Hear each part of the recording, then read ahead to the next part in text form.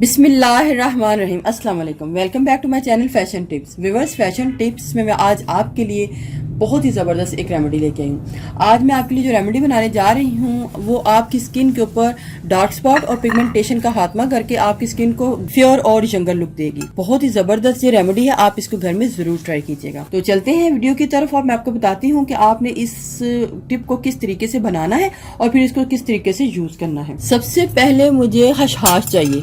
India में इसको खसखस भी बोलते हैं और इंग्लिश में इसको पपी सीड बोलते हैं। तो इधर मैंने हशहाश ले ली है। बाउल चाहिए।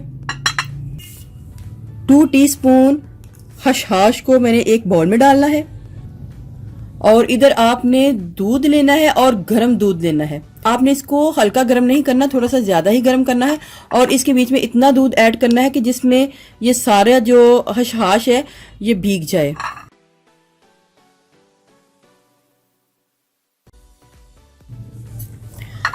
आपने इसको भिगो देना है और भिगोने के बाद आपने 5 से 6 घंटे या फिर ओवरनाइट के लिए इसको रख देना है। इधर मैं पहले से ही इसको ओवरनाइट के लिए मैंने रखा था और ये इसके बीच में अच्छे तरीके से भीग चुके हैं ताकि सारी जो जितनी भी हशहाश है उसके बीच में नरम हो जाए। आपने इसको 4-5 घंटे या फिर ओवरनाइट के लिए छोड़ देना है। उसके बाद आपने एक और बाउल लेना है और इसको सारा स्ट्रेन कर लेना है। बहुत ध्यान के साथ इस रेमेडी को फॉलो कीजिएगा क्योंकि इसके बहुत ज़्यादा फ़ायदे हैं और हमें जिस तरीके से मैं ये बना रही हूँ आपने भी इसको इसी तरीके से बनाना है। एक साइड पे कर लेना है। सिल पत्थर लेना है। सिल पत्थर के बीच में हमने इसको डाल लेना है। अब तो ये मटेरियल जो है अच्छे तरीके से कूटा भी जाएगा और जो हशहाश के अंदर इसका अपना दूध होगा वो सारा इससे बाहर आ जाएगा।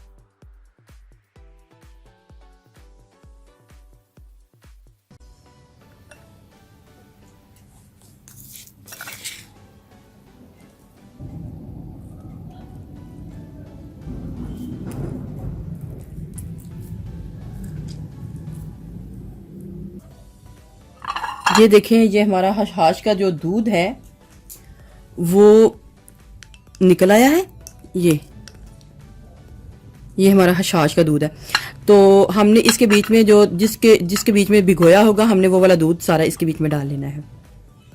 उसके अंदर भी हम सारा इसको निचोड़ सकते थे लेकिन मैंने आपको दिखाने के लिए कि ये इस तरीके से ये एक तो हशहाश का और दूसरा जो नॉर्मल दूध होगा इस तरीके से ये बन जाएगा। आप इसके बीच में ग्लिसरीन और लेमन के चंद ड्रॉप्स या फिर फेस शाइनर डाल सकते हैं। इधर मैं सॉफ्ट टच वालों का फेस शाइनर ले रही हूँ। 1/2 टीस्पून मैंने इस फेस शाइनर को डालना है।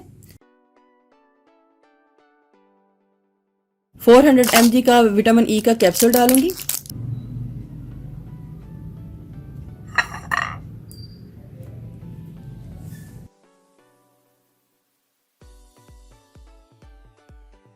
आपने रोजाना रात के टाइम इसको अपने फेस के ऊपर अप्लाई कर लेना है। इसके 2 तरीके हैं लगाने के। पहला तरीका तो ये है कि आपने रोजाना रात के टाइम इसको अपने फेस के ऊपर अप्लाई कर लेना है और फिर सारी रात इसको लगे रहने देना है और सुबह उठ के आपने नॉर्मल पानी के साथ धो लेना है। दूसरा मेथड ये है कि आपने एज पैक इसको अपने फेस के ऊपर इस तरीके से अप्लाई करना है। अप्लाई करने के बाद हमने इसका इसी के साथ मसाज करना है।